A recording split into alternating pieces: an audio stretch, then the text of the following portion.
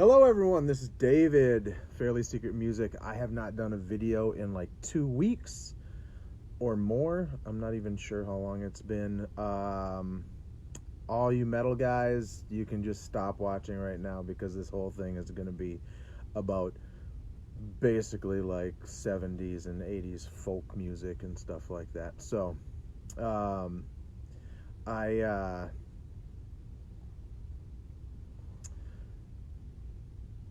well, actually, I'll just go over things that I got today. So I have Sandy Denny's final album. It's called Rendezvous.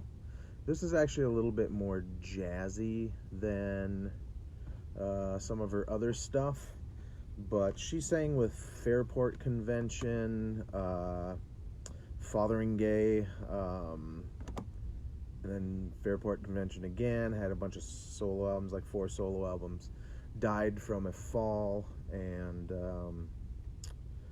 yeah, she was kind of like the #1 folk singer in the 70s, especially with Fairport Convention fans.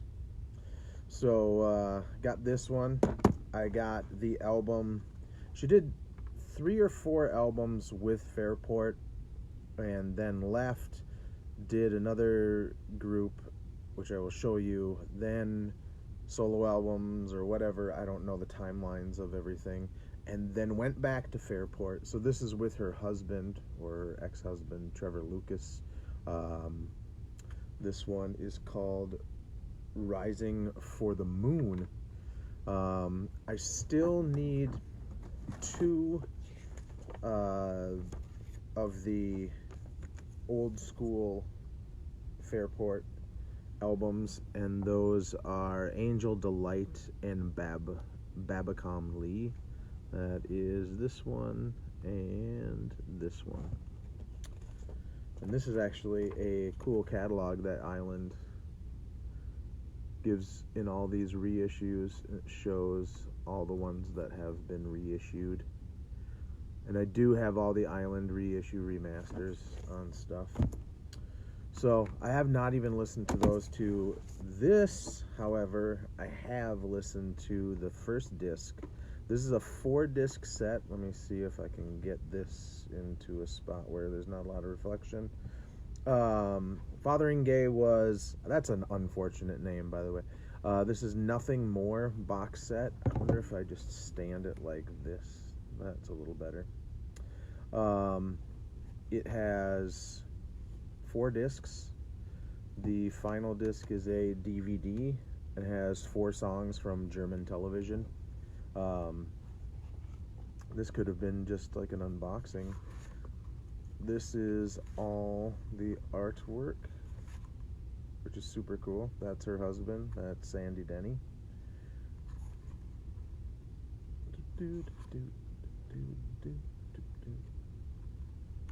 So I'm going to skip some pages here, but there is a lot of liner notes, which this is the 3rd thing I got today. I got all 3 of these in one buy. This I got from Get Imports on eBay, and it was $37.49 with free shipping. Brand new. All 3 of them were brand new. I think this one was $11.99 or $11.11, and then this was $6.88. And this thing retailed for $68 originally, which is, the cost on it was like $46. So I don't know how these companies were getting them and able to sell them for $37, but I'm super excited because it has disc 1 has the well, I'll read it. Has the main album, their first album, with studio demos and alternate takes. Disc 2 is the unreleased until like 2008 second album with a bunch of a few different versions of things. And then disc 3 is live from 1970, and then of course disc 4 is a DVD. So, what got me into my current obsession with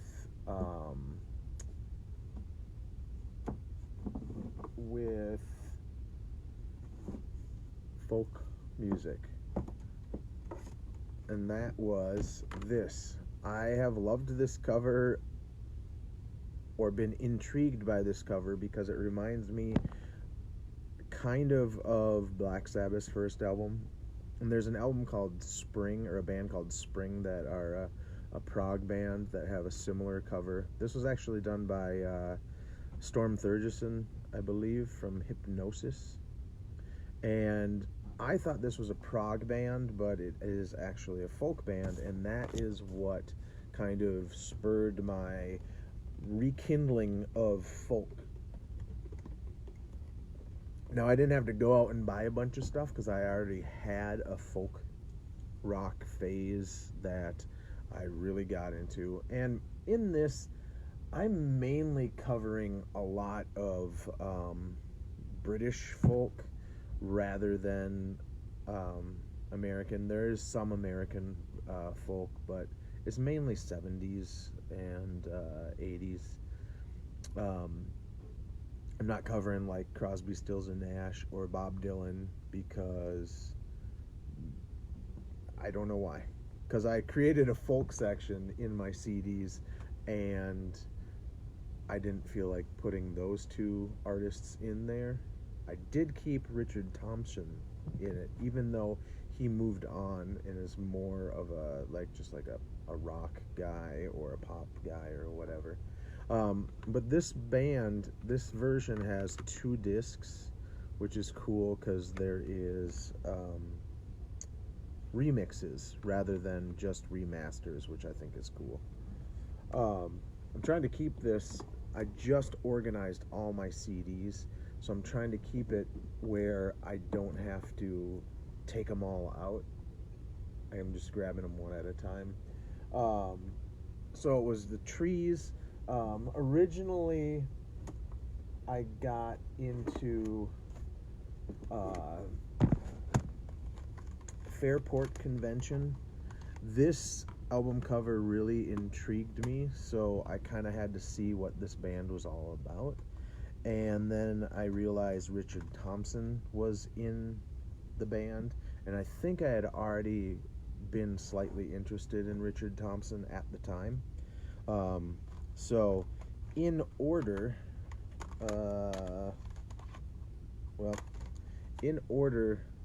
this is their first album. Their second album, which had the song Fotheringay on it, so that's where that name comes from.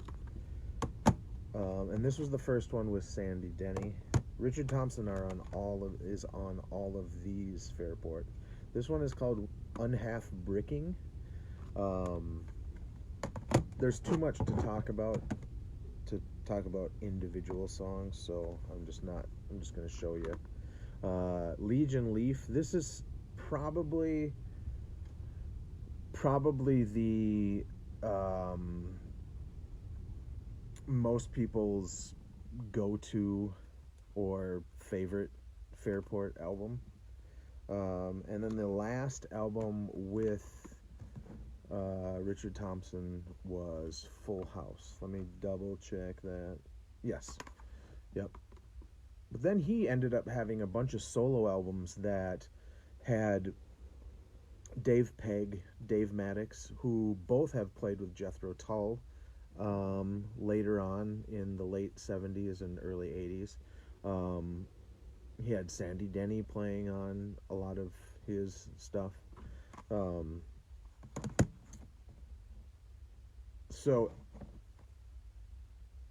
So far I have, 6 Fairport? I just need 2 more.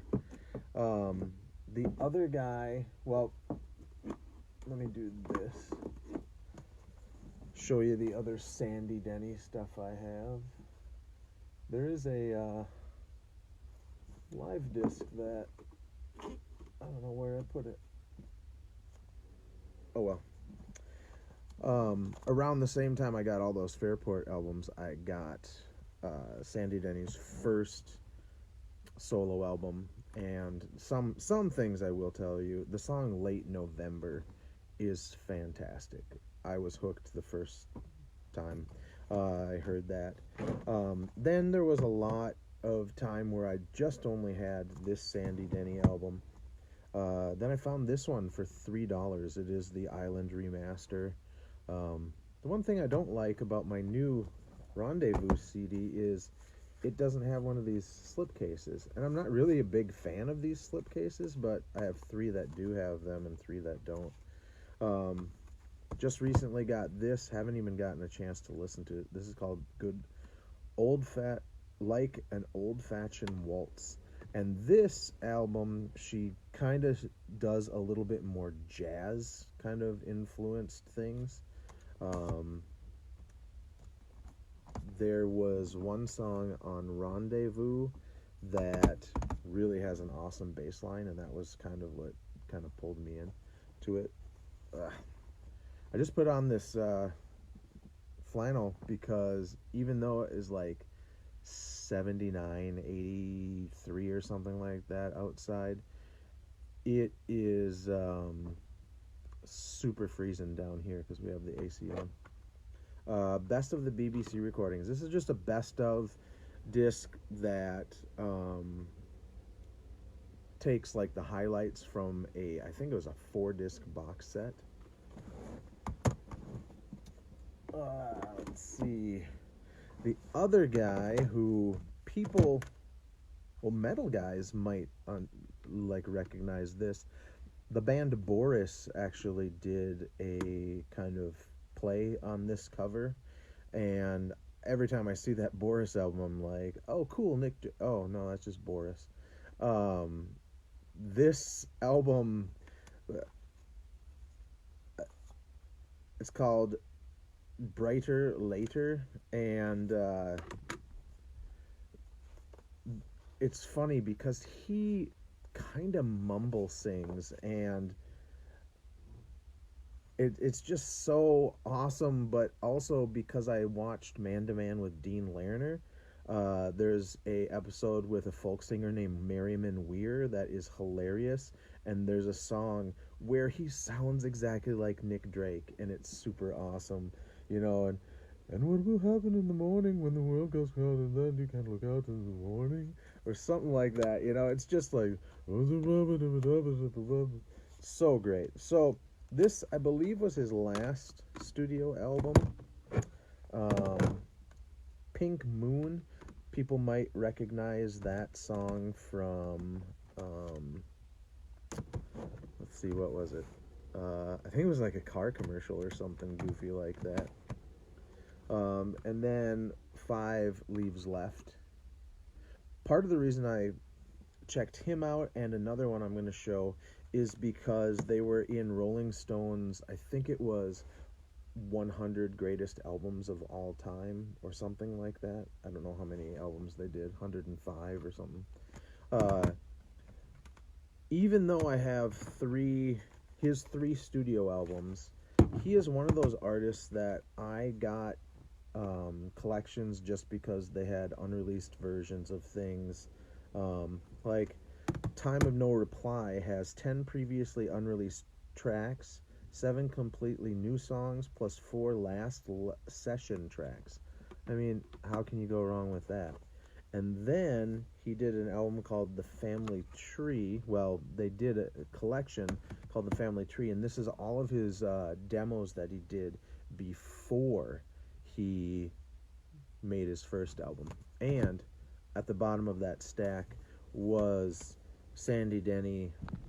These are demos from a session at 19 Rupert Street. She did these with Alex Campbell in Glasgow. The audio quality is decent, not the best. It sounds like demos, like home demos, but there's a lot of like them laughing about things, and I've only listened to it once, but you get an idea that they were having a lot of fun doing these.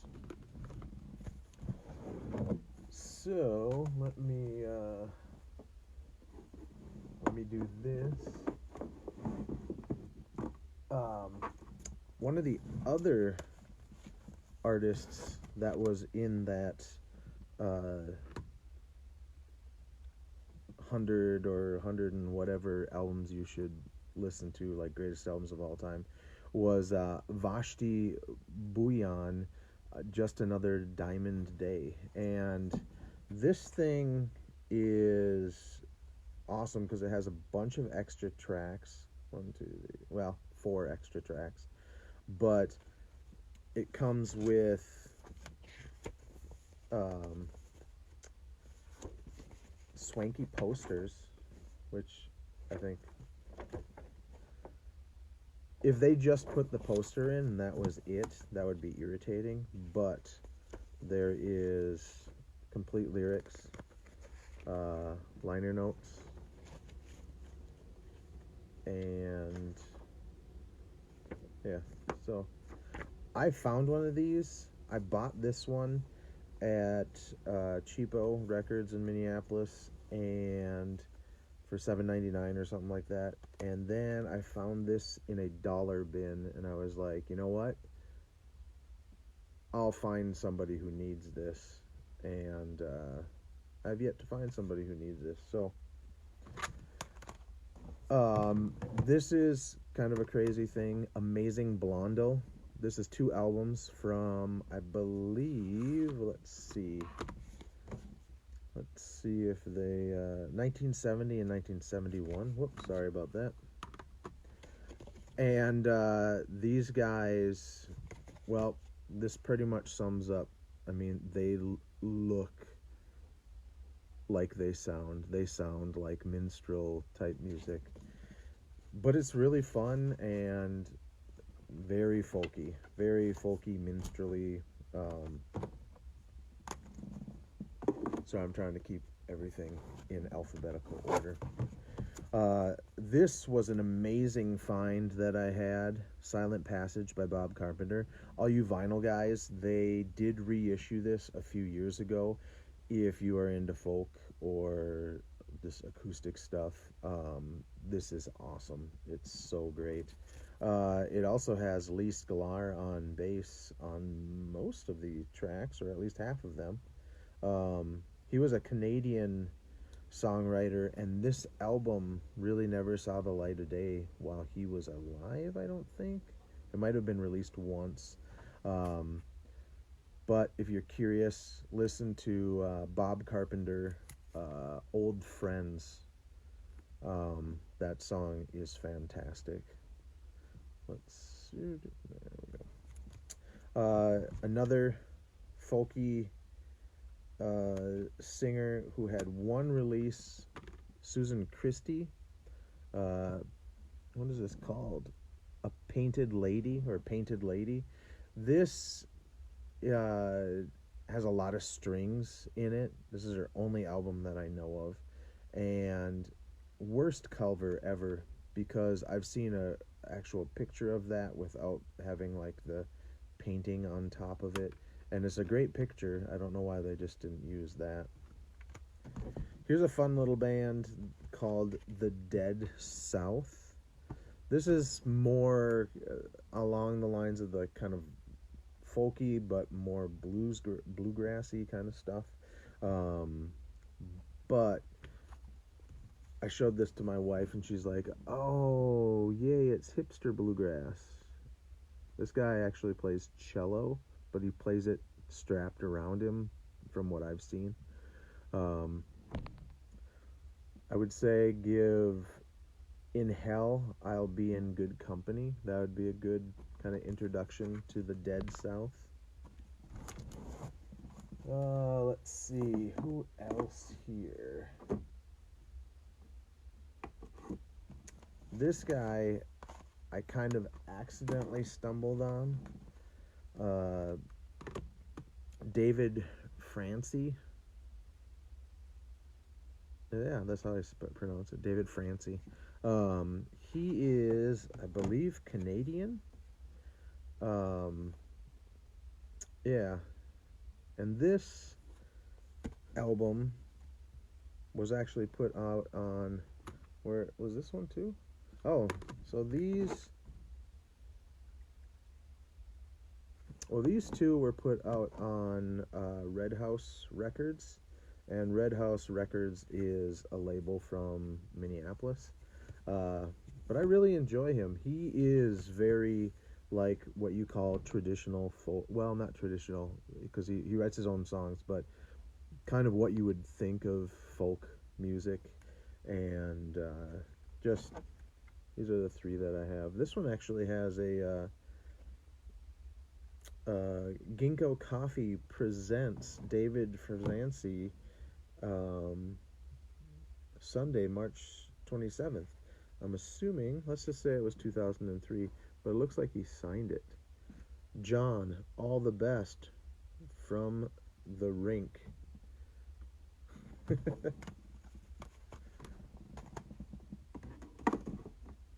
This is one that I saw when I was in my original folk phase. His name is Gary Higgins, and it was a very expensive new copy of it. I saw it used for like $5 for a long time, and I just wasn't really in the mood for it. And then they brought it down to, I think it ended up being like $2. So it this is from 1970. Um, it's good. It's not great, but um, I love this photo on the back cover.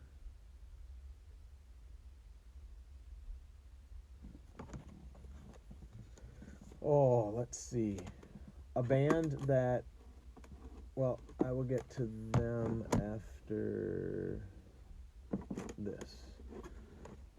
So, another artist that I was not familiar with, but some people will be if they listen to In the Company of Old Men, is Gillian Welch. Or Gillian Welch. I don't know how she pronounces it. Um, I love this artwork, and I like it's on this really thick piece of cardboard, and that is the inlay. And so I got that one.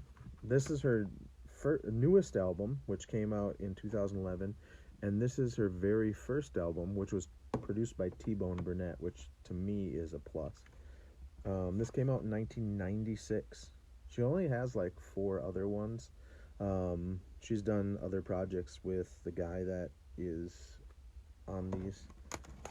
I don't know if it's her husband or what. Um,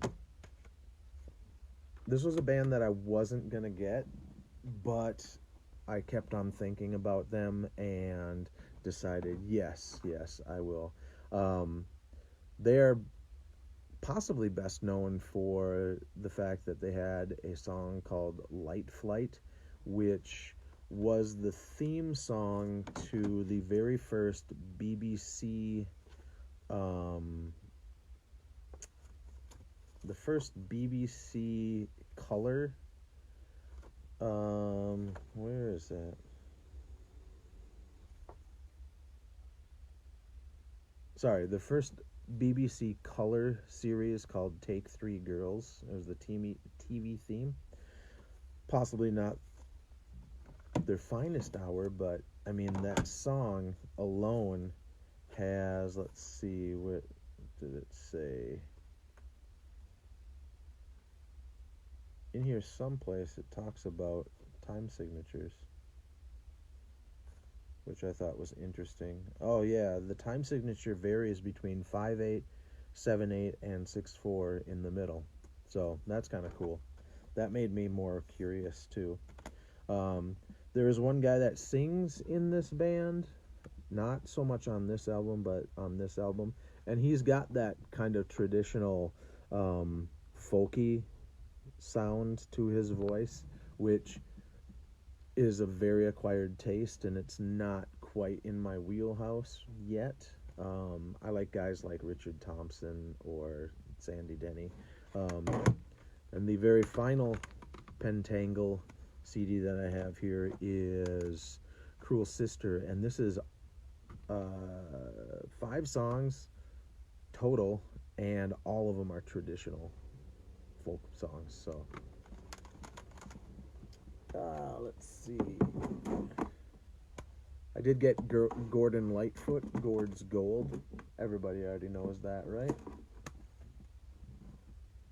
Boop. I did find a lot of used stuff. And then I had a lot of Richard Thompson already. And so this is his very first album. I cannot get this sticker off. I have to just switch the discs. But I like these kind of blue tinted Ryko disc kind of. Well, this is Hannibal, but they're distributed by Ryko Disc.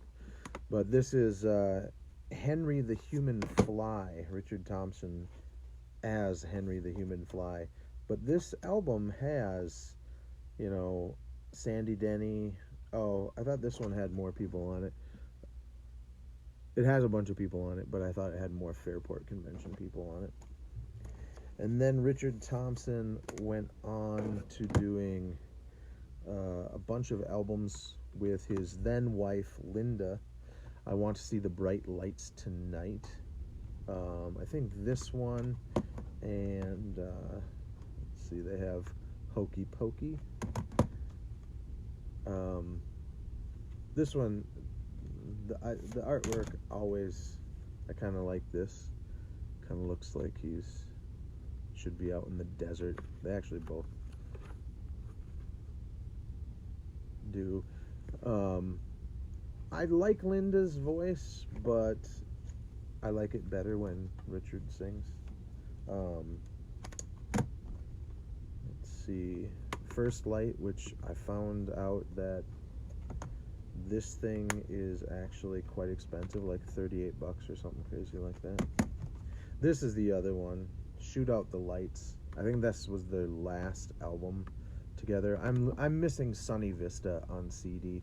I found it once, and I think it was like $20 or something like that. And I kind of regret not buying it now, but you know, sometimes I have to be in the mood to be willing to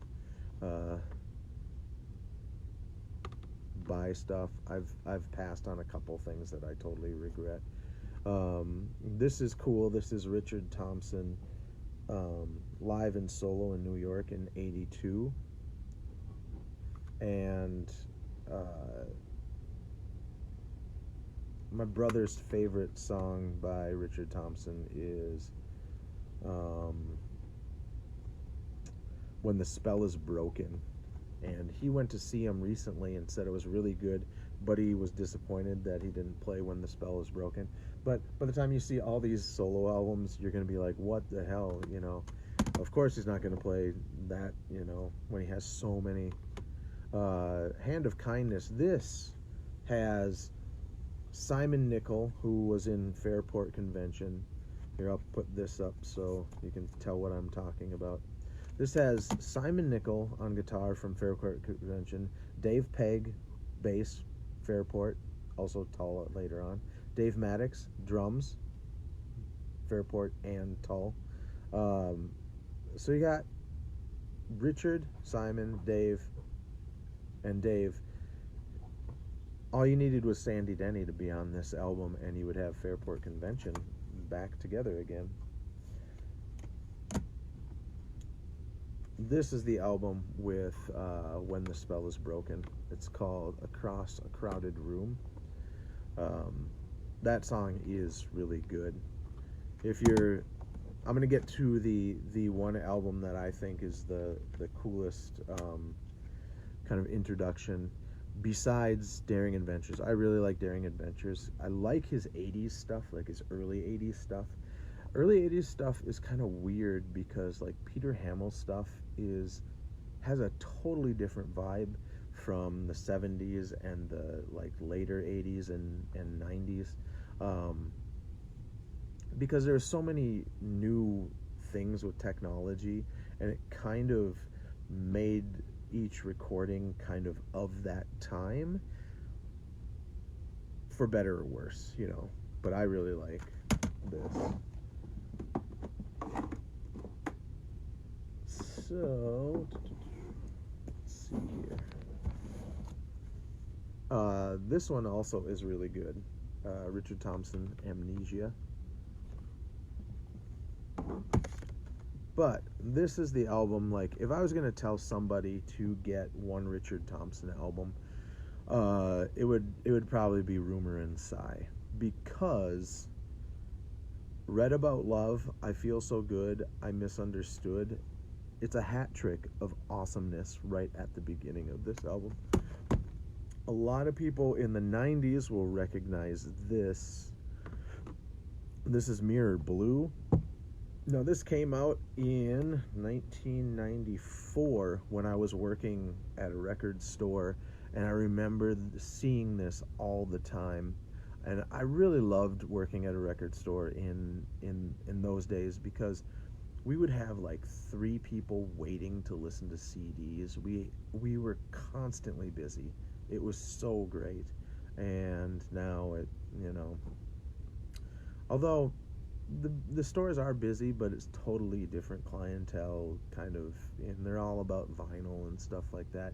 CDs were just so huge in the early mid 90s and stuff, and it was just a fun time to work in a record store. This album has probably one of my favorite Richard Thompson songs. It's called Bee's Wings, about a woman who is basically doesn't want to settle down. And my favorite line in this song is, let me see if I can find it.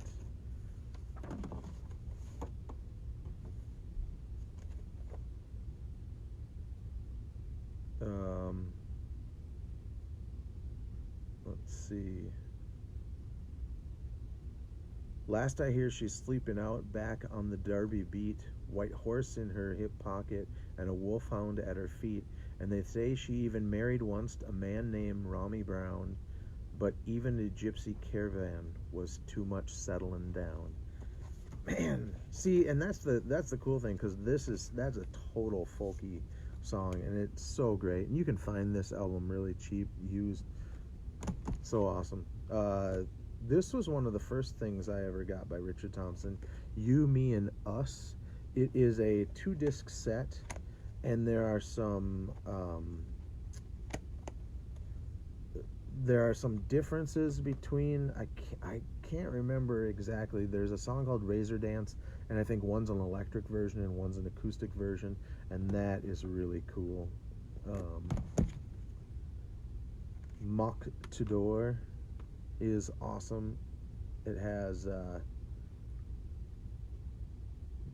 Bathsheba Smiles, and let's see, well, Cooksbury Queen is awesome too. So a lot of these, of course, I can't remember song names.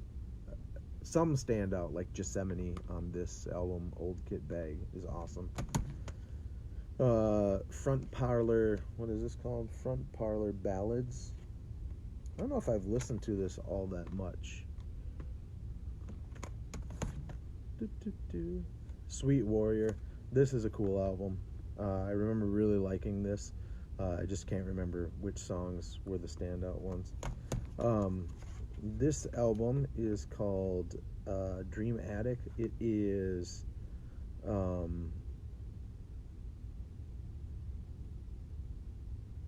let's see. Disc 1 is the electric album with 13 songs. Disc 2 is comprised of the original guitar and vocal demos for all 13 songs. So that is pretty cool, which is interesting. I never knew. Well,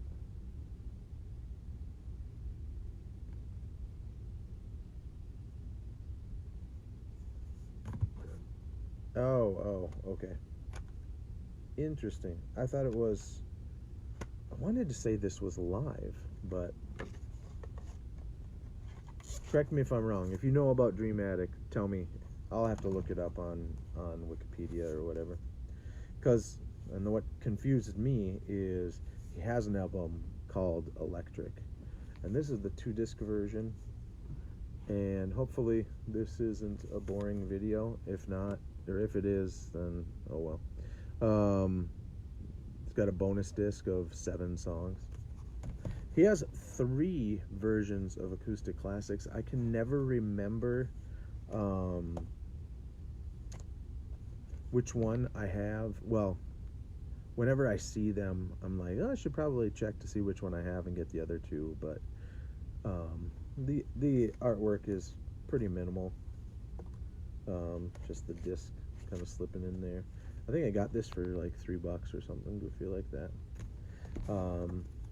This, however, I bought brand spanking new. Richard Thompson Still. This is the version with the Variations EP.